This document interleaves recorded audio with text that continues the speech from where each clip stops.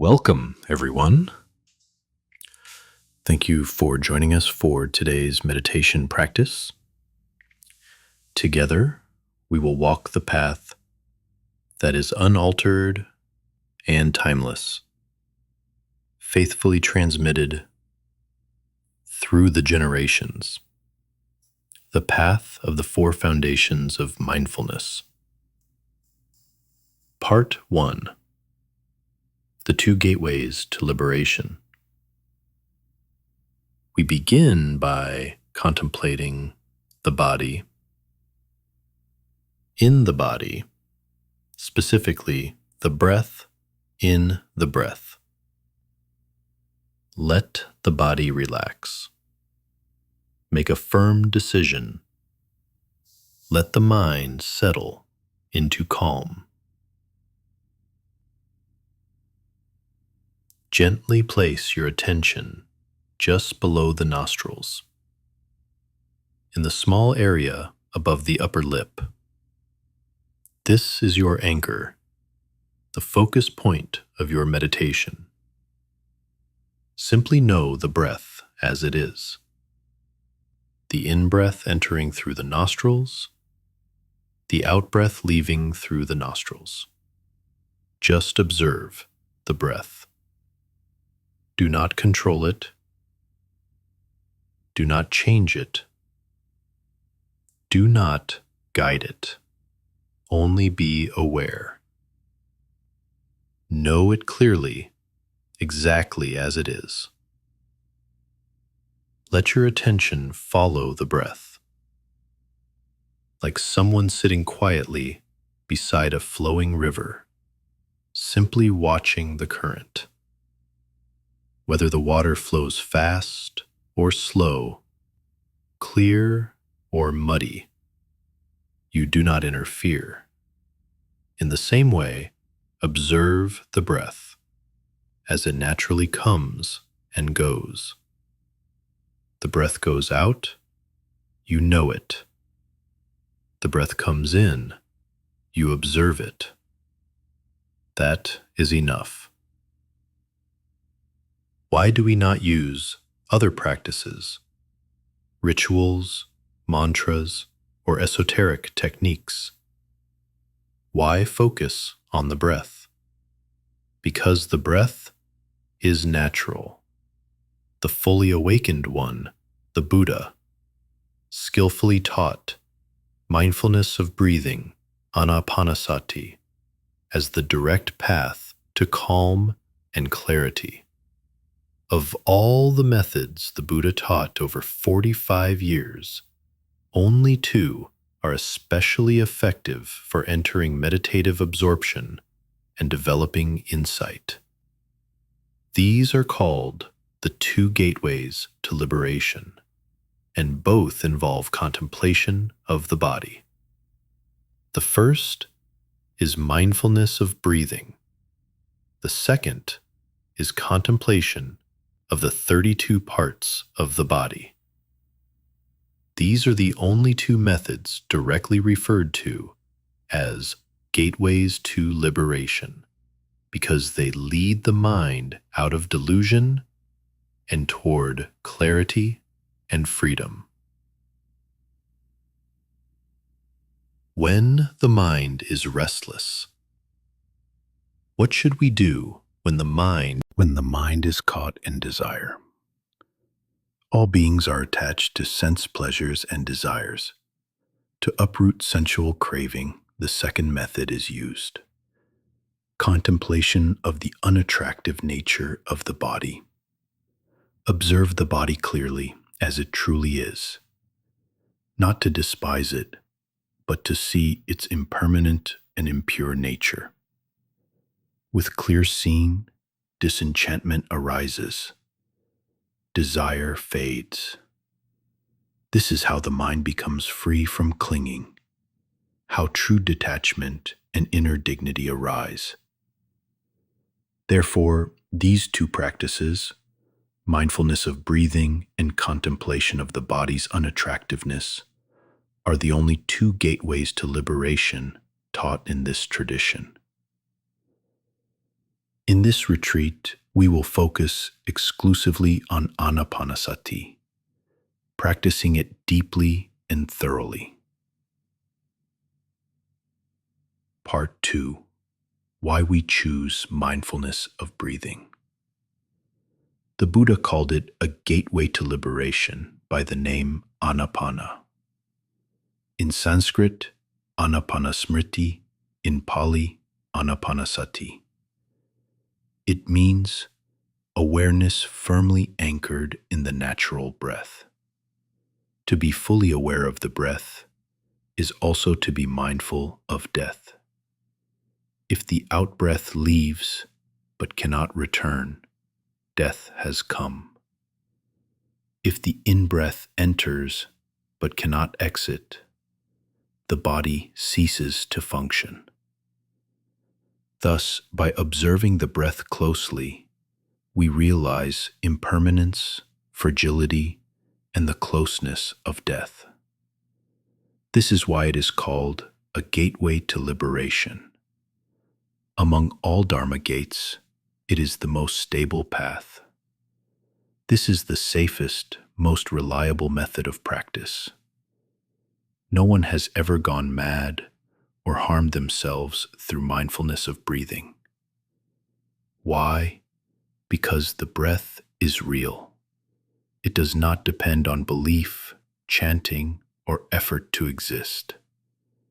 It is always present, whether we are awake, asleep, or unconscious. Other practices, such as mantras or divine names, exist only when we remember to recite them. If we stop, they disappear. But the breath is always there. Whether one is conscious or unconscious, the breath continues. We simply haven't paid attention to it before. This is why Anapanasati is the right foundation for concentration and insight. It is the most stable path. Like planting a pomegranate seed, growth happens step by step.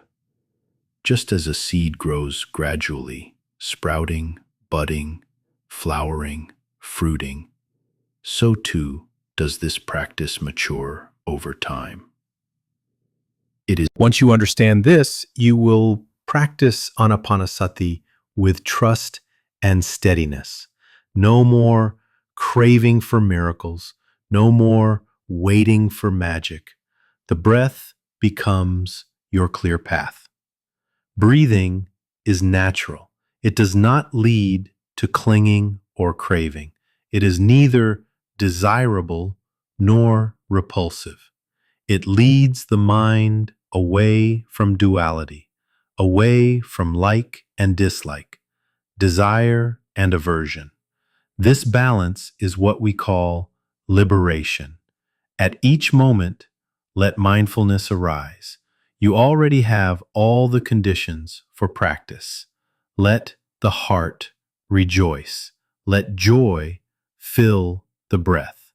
Inhale, aware and joyful. Exhale, calm and present.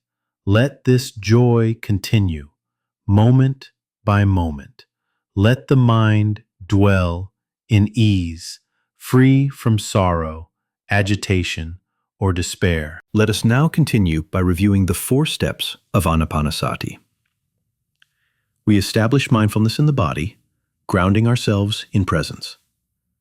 We develop right mindfulness by gently observing the breath.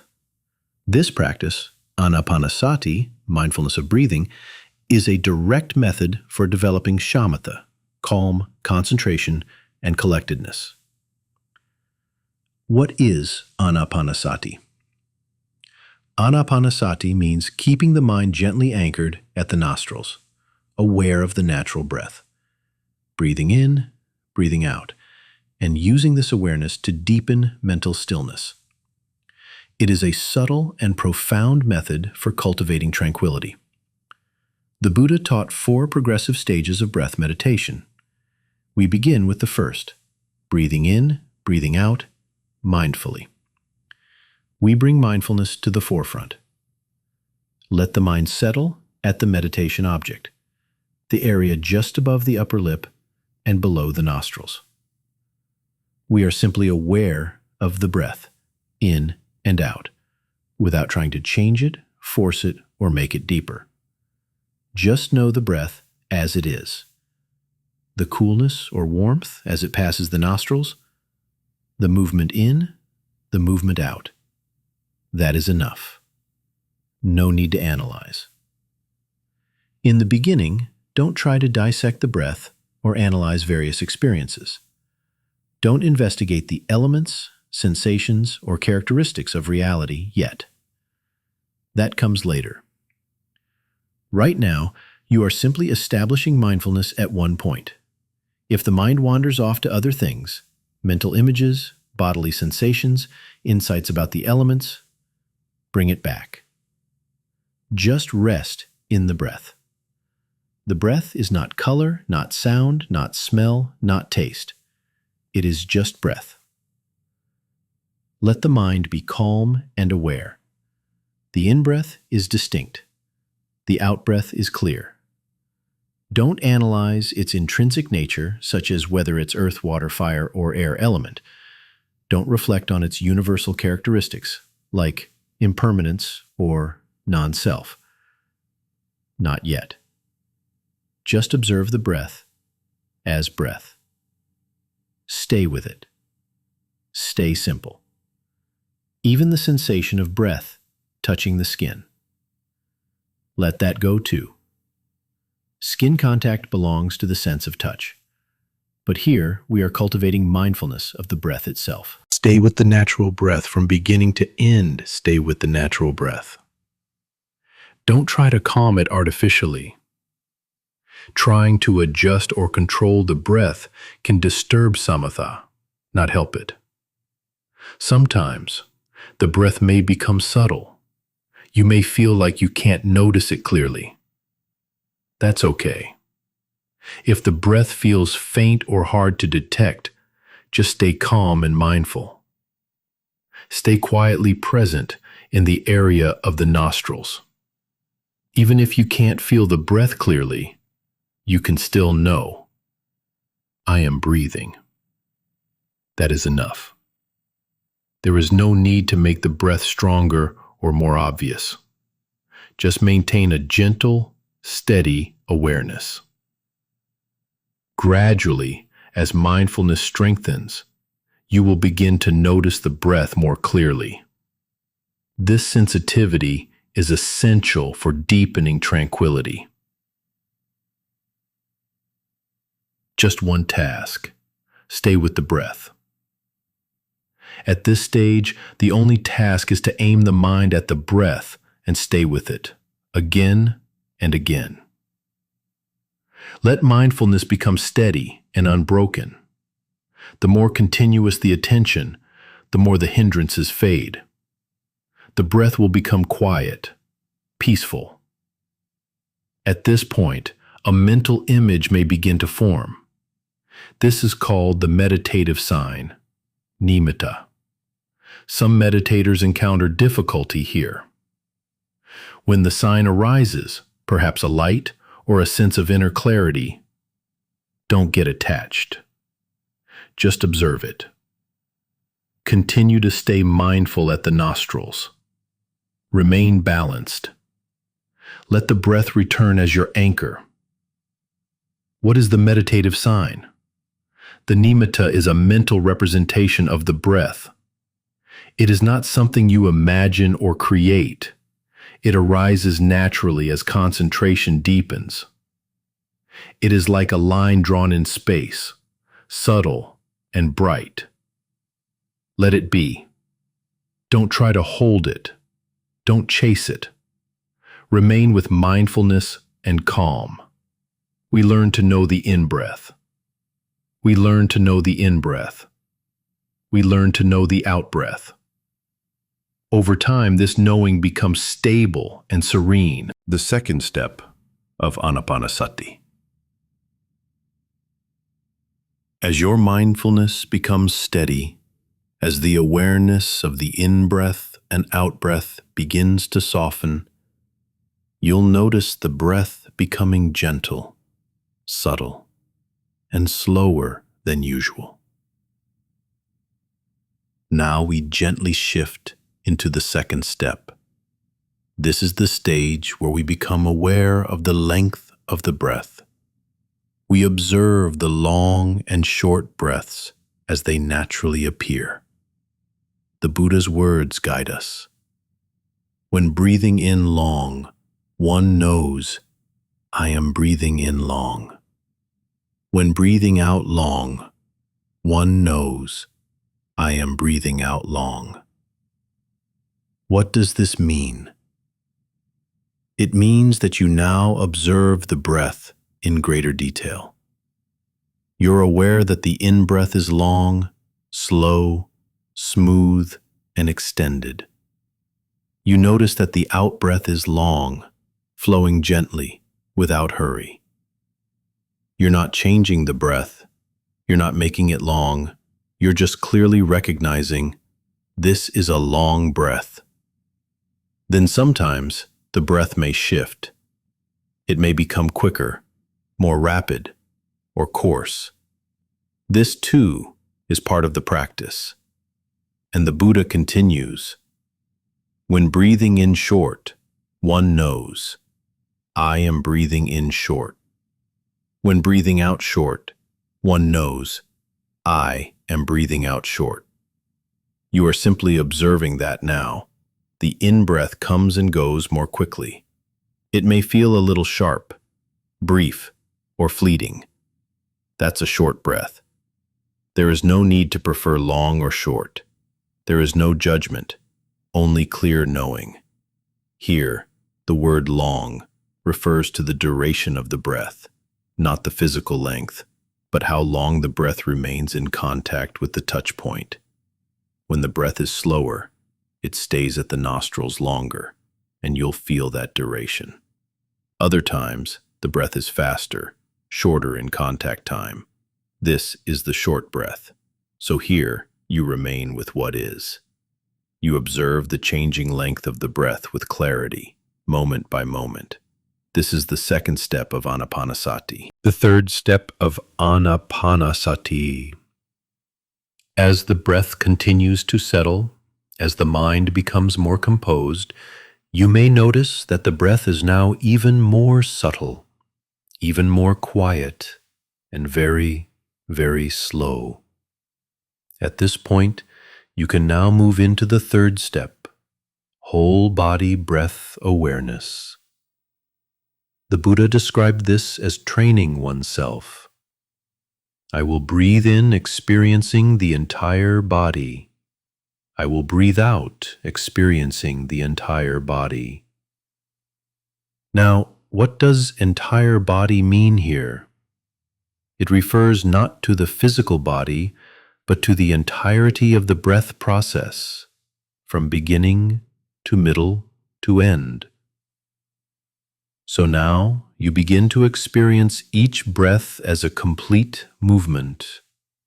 With the in-breath, you are aware of its initial touch at the nostrils, its midpoint where it fills the body, and its end where it gently stops. This is the whole body in-breath. And with the out-breath, you also observe its beginning, its passage outward, and its final quiet release. This is the whole body out-breath. You are present for each stage, beginning, middle, and end, fully aware of the breath as a continuous process. No part is missed. There are no gaps, no moments lost, no thoughts intruding. Just the breath and you, meeting it in the present moment. This depth of presence, this continuity of mindfulness, makes your concentration stable, your awareness bright and strong. You are no longer just noticing that you are breathing. You're now knowing exactly how the breath moves from start to finish. This is mindfulness grounded in the body. This is mindfulness established at the breath. And this is the third step of Anapanasati. When meditation signs appear. When meditation signs appear, such as light or the appearance of the sea or Buddhas and Bodhisattvas, do not pay them any attention. These are all known as meditation signs phenomena or projections of the mind. Stay firmly locked onto the mindfulness of breath and only transition to formless absorption, jhana, when the light becomes stable and bright. In the formless absorption, there is no in-breath or out-breath. When meditation signs appear and the light gradually intensifies, do not pay them any attention. Focus on the breath. As your shamatha deepens, the light may become stronger, but do not be swayed. Continue to focus on the breath. When the formless absorption stabilizes and the light becomes steady and powerful, this is called formless absorption with a counterpart sign. Meditative signs and similitudes. The meditative signs are projections of the mind when focusing on the meditation object. They are mental images or concepts. Meditative signs are generally based on visual phenomena and are subject to change, making them unsuitable as a stable focus for shamatha. Only by intensely focusing on the in-breath and out-breath can true concentration be cultivated. High concentration on the in-breath and out-breath will gradually strengthen your mindfulness. The meditation sign is usually opaque. The inner light or wisdom light is not translucent, and the external light that appears is also not clear and bright. When the light becomes as bright and clear as the evening star or the moon, it is radiant and transparent. This is called similitude, nimitta. When the similitude is stable and firm, you will gradually reach the stage of access samatha, or neighborhood shamatha, apanasamadhi, just before attaining the first jhana, or fixed shamatha, upachara samadhi, within the first jhana. These two concentrations are based on the counterpart sign, with the main difference being that access concentration has not fully developed the supporting factors. In access concentration, one is beyond the desired realm and enters the form realm of the first jhana. Changes in the four elements. The four primary elements, earth, water, fire, and air, may exhibit changes in all stages, from mindfulness of breath to subtle breath. These changes manifest as earth element, heavy, solid, hard, rough. Water element, cold, cool, soft, slippery. Air element, mobile, flowing, light, buoyant. Fire element, warm, hot, agitating, tingling. Each of these elements has 4 attributes, resulting in 16 attributes in total. Each attribute can generate pleasure or joy. This is known as the 4 jhanas, which are part of the meditative factors.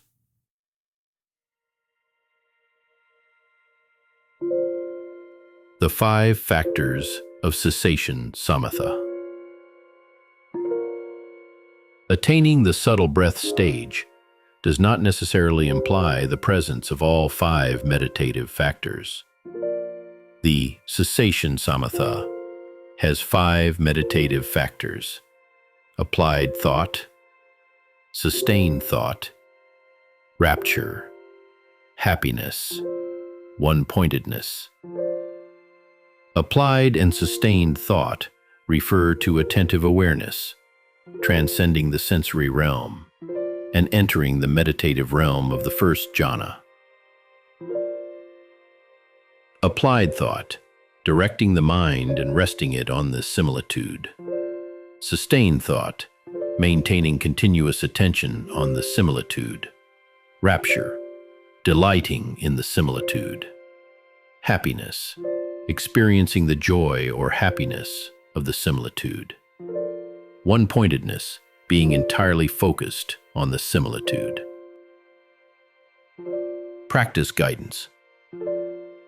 As meditators progress in observing the in-breath and out-breath, their practice advances gradually.